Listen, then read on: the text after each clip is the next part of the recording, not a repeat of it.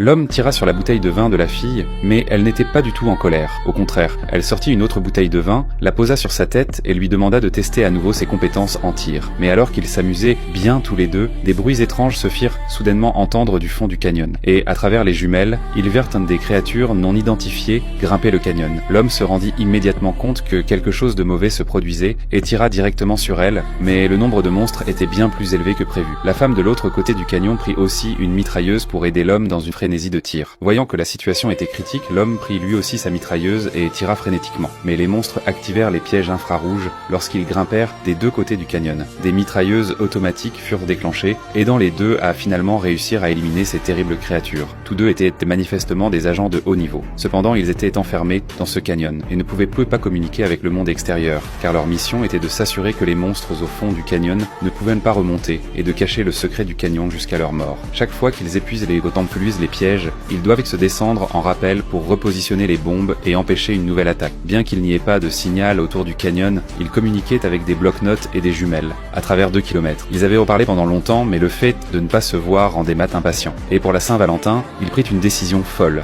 Il sortit son lance-roquette scellé depuis longtemps, enleva la poudre à canon à l'intérieur, puis prit un crochet et le modifia. Il réussit à fixer le crochet au lance-roquette. Puis, il visa de l'autre côté de la rivière et calcula la distance de chute inertielle, tirant précisément lorsque la roquette toucha le sol et récupéra la corde. La roquette se fixa avec succès à une branche d'arbre. Amy se précipita pour aider. Elle éteignit les flammes aussi vite qu'elle le put, puis aida à renforcer les cordes, créant ainsi une simple corde aérienne. Matt s'accrocha à la corde et se lança sans hésiter vers l'autre côté de la rivière. Mais ce qu'il n'avait pas prévu, c'est que la distance qu'il glissa ne suffisait pas pour atteindre l'autre côté. Il dut donc fournir un peu plus d'efforts pour se déplacer avec la force de ses bras et traverser lentement la rivière. Ils passèrent une soirée merveilleuse ensemble et décidèrent de sortir 2 jours par semaine. Puis le moment vint de dire au revoir à Matt, mais à son retour, il ne s'attendait pas à ce qu'à moitié de sa traversée, un monstre déclenche une bombe piège. Les fragments coupèrent la corde et Matt commença à chuter follement. Heureusement, il ouvrit son parachute à temps et évita d'être instantanément tué par la chute.